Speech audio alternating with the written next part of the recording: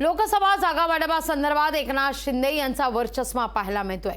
13 खासदारांसोबत असताना 14 जागा लढण्याची शक्यता आहे। ठाणे कल्याण राखण्यात शिवसेनेला यश आलंय।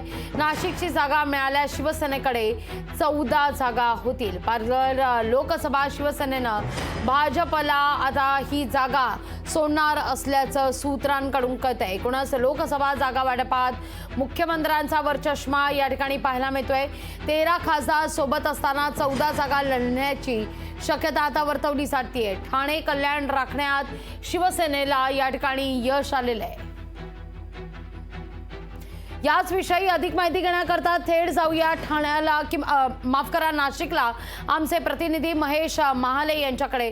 महेश, आपण पाहतोय की सगळ्यात महत्त्वाचा खरं तर भाग होता नाशिकचा तिढा हा सुटत नव्हता।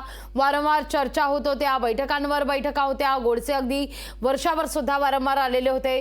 भुजबळांची मनधरणी करण्याकरता तिथं बावनकुळे भुजबळांच्या भेटीकरता पोहोचले। या सगळ्या घडामोडी एकीकडे घडत असताना नाशिक आणि पालघर या जागेचा तिढा कधी सुटतोय सगळ्यांचंच लक्ष होतं। पण महत्त्वाची बातमी, ठाणे कल्याण आणि नाशिक हे शिवसेनेकडे राखण्यात मुख्यमंत्री आता यशस्वी होताना दिसत आहेत। 13 खासदार पण जागा 14।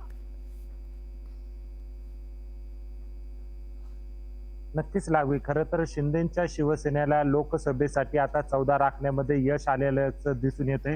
खरं तर त्याचा 13 ठिकाणच्या ज्या जागा आहेत त्या जाहीर झाल्या। मात्र आता ठाणे असेल कल्याण असेल या देखील जागा ज्या आहेत त्या जाहीर झालेल्या आहे। मात्र नाशिकची जागा जी आहे ती अद्याप जाहीर झालेली नाही। मात्र कालपासून चंद्रशेखर बावनकुळे देखील नाशिकमध्ये होते, मंत्री गिरीश महाजन देखील नाशिकमध्ये होते।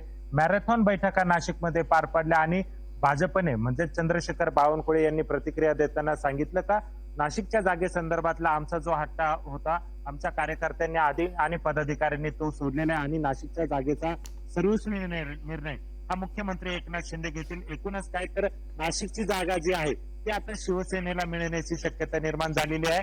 त्याचबरोबर या बदल्यामध्ये पालघरची जी जागा आहे ती शिवसेनेने भाजपला सोडलेली आहे। त्यामुळे एकूणच जर बघितलं तर खासदारांची जे संख्या आहे ती आता 13 खासदार शिंदेच्या शिवसेनेसोबत होते। मात्र आता नाशिकची जर जागा त्यांना मिळाली तर 14 खासदार हे शिंदेचे शिवसेनेचे हे लोकसभा मैदानाच्या रिंगणात असणार आहे। त्यामुळे एकूणच 14 जागा राखण्यामध्ये मुख्यमंत्री एकनाथ शिंदे यांना यश आलेलं आहे। त्यामुळे आता नाशिकच्या जागेचा जो तिढा आहे तो अद्यापही कायम आहे। कारण काही वेळातच आता मुख्यमंत्री त्याबाबतची घोषणा करतील आणि नाशिकची जागा ही कोणाला मिळते म्हणजे आता या ठिकाणी उमेदवार कोण मिळतो। कारण शिवसेनेकडनं हेमंत गोडसे देखील इच्छुक आहेत, दुसरीकडे शांतिगिरी महाराजांनी देखील शिवसेनेकडनं फॉर्म भरलेला आहे, तर अजय बोरसे हे देखील इच्छुक आहे। काल रात्री ठाकरे गटाचे नाराज असलेले विजय करंजकर यांनी देखील भेटीगाठी घेतलेल्या आहे। त्यामुळे आता एकूणच नाशिकच्या जागेचा निर्णय मुख्यमंत्री एकनाथ शिंदे घेणार असले तरी मात्र उमेदवार कोण असणार याबाबतची स्पष्टता अद्यापही नाही। त्यामुळे आता एकूणच या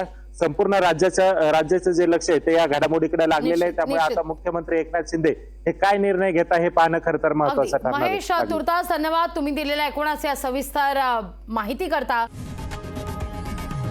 लोकशाही मराठी ऐका, पहा, जागरूक रहा।